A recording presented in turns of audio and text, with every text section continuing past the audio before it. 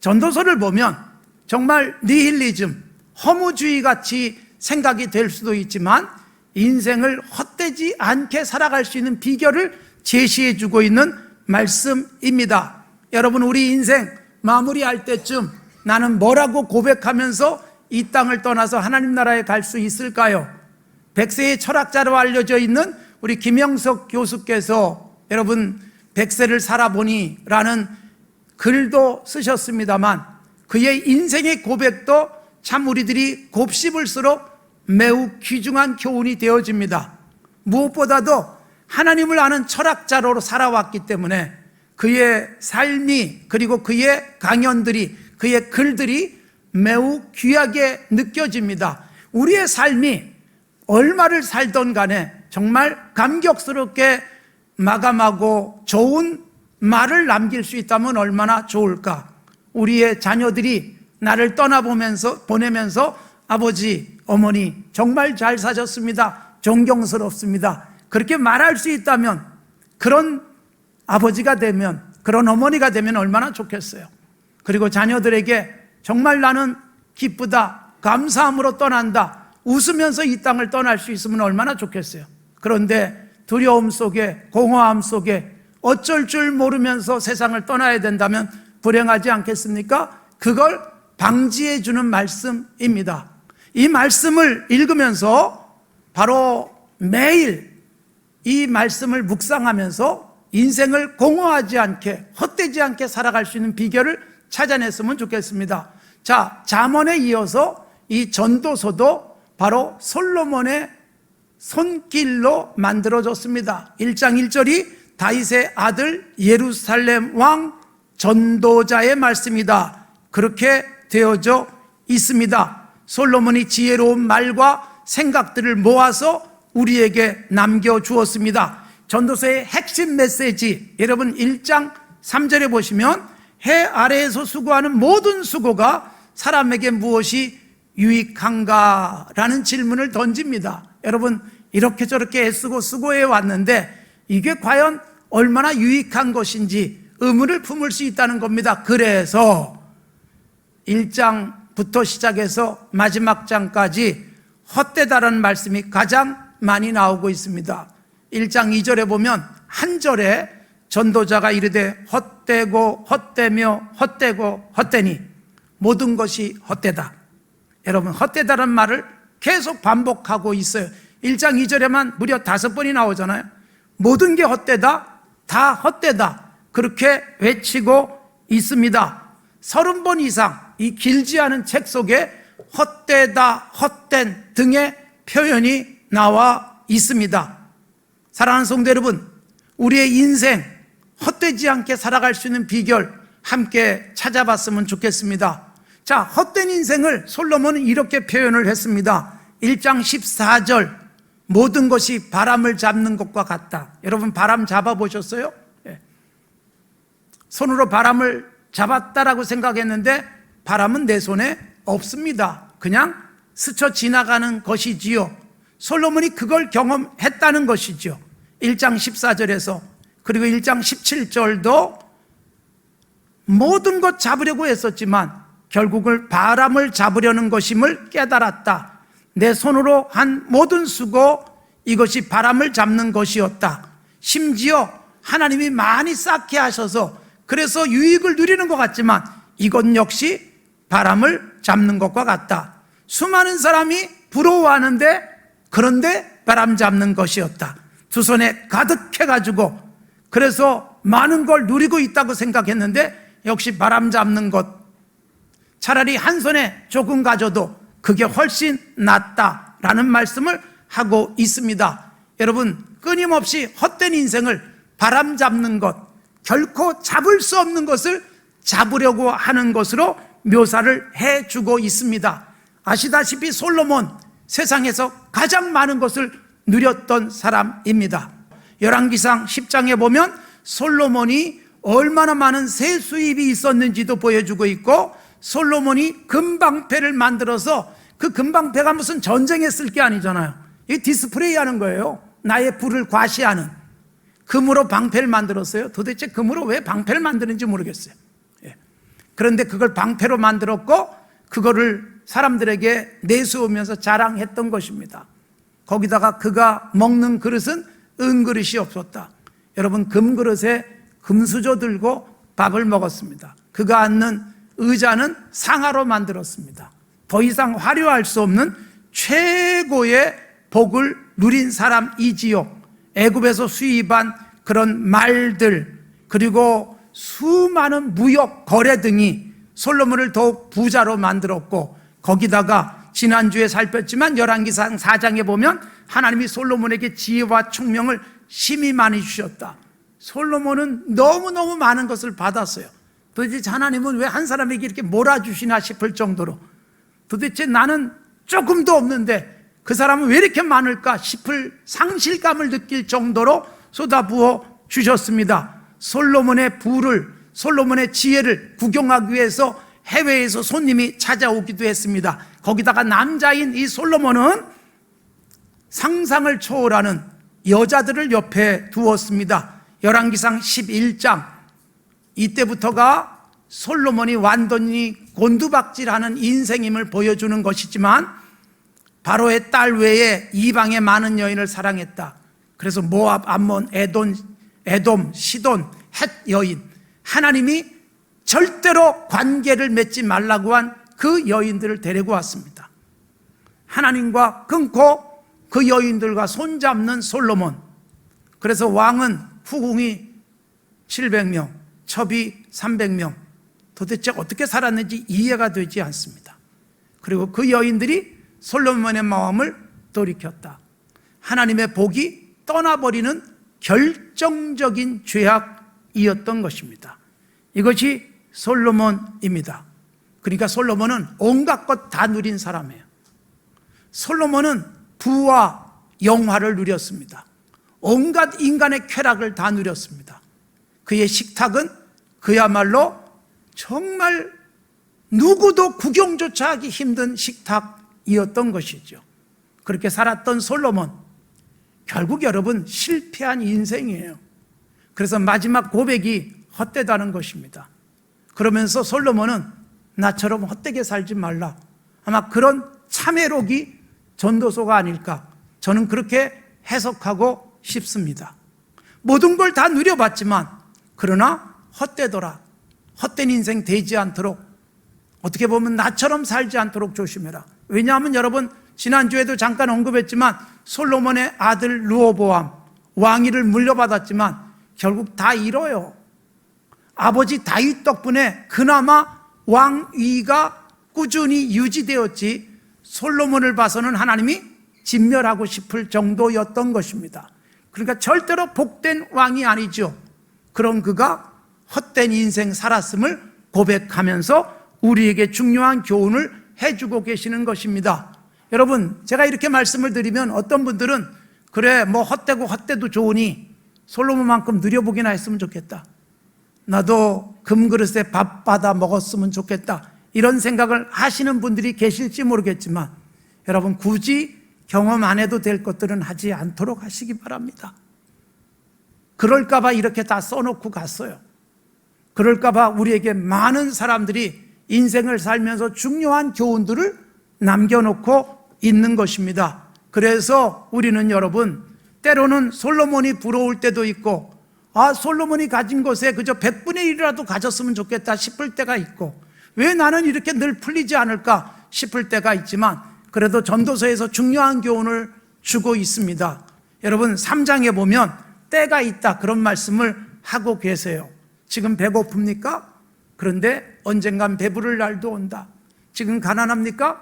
언젠간 배부를 수도, 부자로 살아갈 수도 있다. 지금은 힘들고 땀 흘려야 되지만 언젠간 웃으면서 기뻐할 날이 있다. 이런 말씀도 3장에 나옵니다. 천하 모든 것들이 때가 있다. 그러니까 지금 내가 겪고 있는 것, 지금 내가 만난 때, 이게 영원하지 않다는 거예요. 반드시 뒤집힐 수 있다. 그러므로 많이 갖고 배부르고 그리고 흥청거리고 살아갈 때도 이것 다 잃어버릴 수도 있다.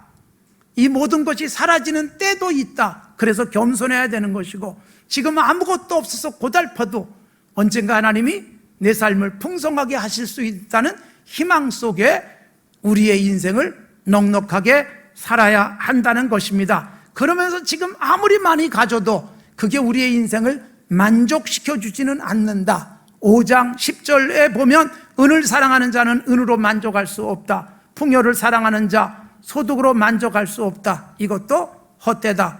재산이 많아지면 먹는 자도 많아진다. 그러니까 내 재산이 많으면 먹여야 될 사람도 많아지는 것이고, 소유주들은 눈으로 보는 것 외에 무엇이 유익하겠느냐. 눈으로 보면서 즐거울지 모르지만 도대체 뭐가 유익한 것이냐. 그러면서 이어지는 말씀이 노동자는 먹는 것이 많든지 적든지 잠을 달게 자지만 부자는 부요함 때문에 자지 못한다 라는 말씀도 주고 계십니다. 부한 사람이 불면증에 걸리는 일이 많다. 그래서 여러분, 솔로몬도 아마 불면증에 시달렸을 것입니다. 그런데 노동자 하루 종일 힘들게 일했어요.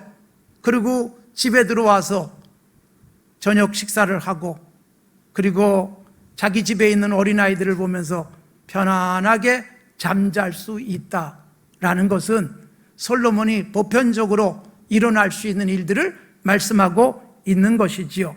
6장 3절에 보면 100명의 자녀를 두고 장수하여 사는 날이 많을지라도 그 영혼은 그런 것들로 만족할 수 없다라는 말씀도 주고 계십니다. 그러니까 여러분, 우리의 진정한 만족을 주는 것이 무엇일까요? 지금 내가 불만스러운 것은 돈이 없어서인가요? 내가 지금 만족스럽지 못하는 것은 내가 그렇게 원하는 것을 갖지 못했기 때문일까요? 얼마나 있으면 만족할 수 있을까요? 얼마나 가지면 만족할 수 있을까? 그래서 이런 책을 쓰시는 분들도 있습니다. 정말 아무리 가져도 만족은 불가능하다. 잠깐 만족하지만 조금 지나면 다시 배고프고 다시 목마르고 다시 상대적 빈곤에 시달릴 수 있다. 많이 가지면, 많이 먹으면 만족할 것 같이 생각하는 사람에게는 끊임없는 배고픔이, 끊임없는 박탈감에 시달릴 수밖에 없다는 것입니다. 그래서 신약에서 바울 사도는, 그는 태어날 때부터 금수저였습니다. 좋은 가문에 태어났습니다. 태어날 때 로마의 시민권을 가지고 태어났습니다. 그리고 그는 최고의 공부를 한 사람입니다. 외국어에도 아주 능통했습니다. 철학적 사고를 갖고 있던 사람입니다. 그리고 종교적으로도 유대 사회에서 존경받는 바리새인, 삶에 있어서 조금도 비뚤어진 것이 없는 반듯한 삶을 살았던 바울 사도가 모든 것을 배설물처럼 포기해버렸어요. 예수님 때문에. 예수님이 가장 고상하다는 것을 알고 다 내려놓는 그 순간 만족이 찾아왔습니다. 공허했던 그의 인생에 새로운 기쁨과 천국이 펼쳐졌어요. 그래서 디모데 전서 6장에 보면 우리에게 이렇게 말합니다. 자족하는 마음만 있으면 최고의 천국이다, 그 말이에요. 그러니까 현재 주어진 것으로 만족할 수 있다면, 은으로도 만족이 안 되고 금으로도 만족이 안 되고 하루에 10끼를 먹어도 만족할 수 없지만 지금 주어진 것으로 만족하는 사람이 행복하다라고 말씀하고 계시는 것입니다. 그래서 여러분, 우리의 인생 정말 만족하길 원하냐? 정말 헛되지 않은 인생을 살고 싶으냐? 삶을 바르게 유지하고 경영할 것을 요구하고 계십니다. 3장 12절, 사람이 사는 동안에 기뻐하며 선을 행하는 것보다 나은 것이 없다라는 말씀을 하십니다.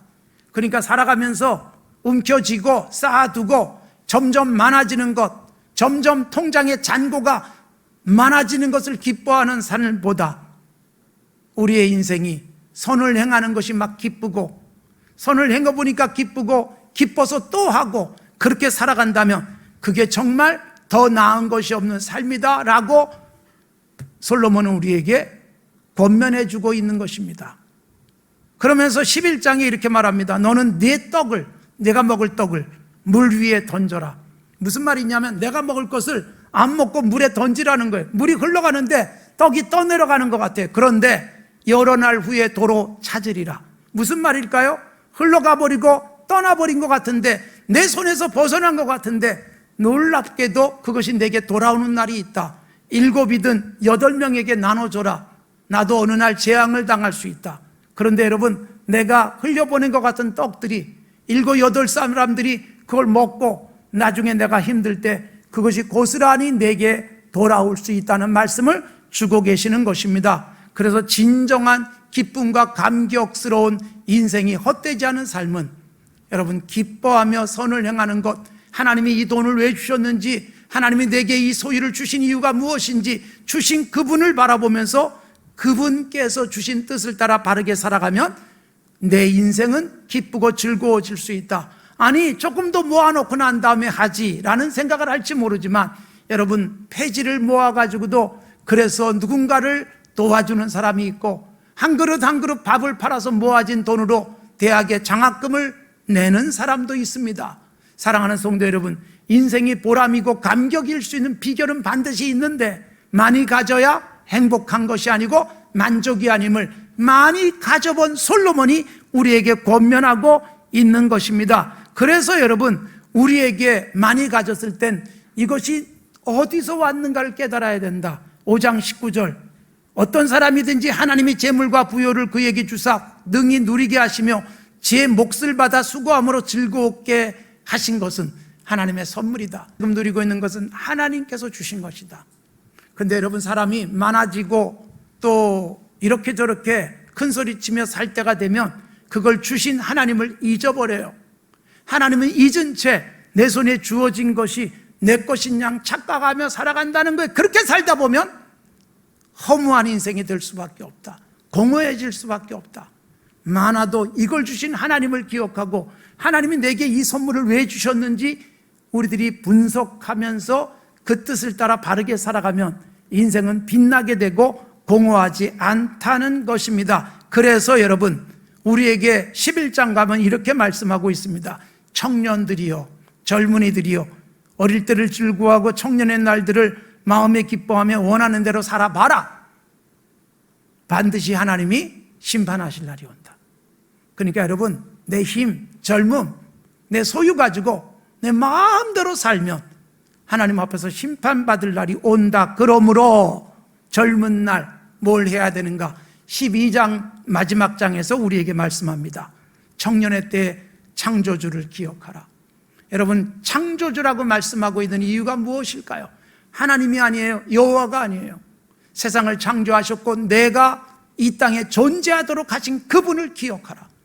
그러니까 어릴 때, 젊을 때 하나님을 기억하고 살면, 하나님을 기억한다는 건 뭐예요? 모든 일 속에, 모든 것 속에 하나님과 연관된 사고를 하며 살아가는 것을 의미하는 것입니다. 내가 뭔가 쥐었을 때 이걸 주신 하나님이 떠오르고, 내가 텅 비었을 때 이걸 채워주실 하나님을 기억하며 살아가는 삶, 이걸 젊은 날 늘 놓치지 않고 살아가면 하나님께서 인생을 공허하지 않게 하실 것임을 강조하고 있는 것입니다. 젊은 날 어린 시절부터 하나님을 기억하며 산다는 것은 최고의 복이라는 것이고, 인생을 공허하지 않게 설계하고 유지하고 그리고 남길 수 있다는 것입니다.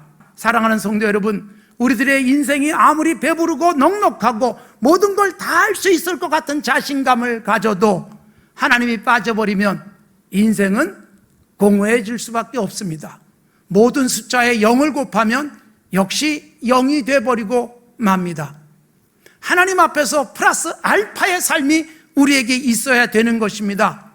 여러분, 하나님 없는 돈, 하나님 없는 공부, 하나님 없는 권력, 하나님 없는 비전들, 이게 당장은 굉장히 즐거움을 주는지 모르지만 공허해집니다. 심지어 여러분, 종교 생활에서도 하나님이 빠지기도 해요. 교회 생활 굉장히 열심히 하는데 하나님은 없어요.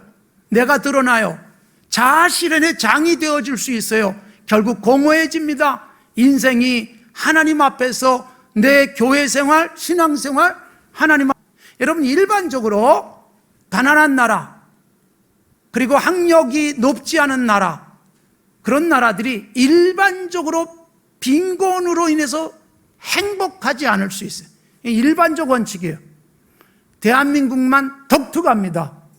공부 잘해도 불행하고 못해도 불행하고, 오히려 못하는데 행복한 사람이 많고, 많이 가져도 공허하고, 그래서 인생이 젊은 날 답답하게 벽에 부딪히는 현상들이 생겨나는 거예요. 대한민국의 청소년들이 그래도 살 만큼 사는 나라 속에서는 가장 불행한 그런 청소년으로 통계가 되고 있고, 그것 때문에 많이 연구를 하고 있는 것입니다.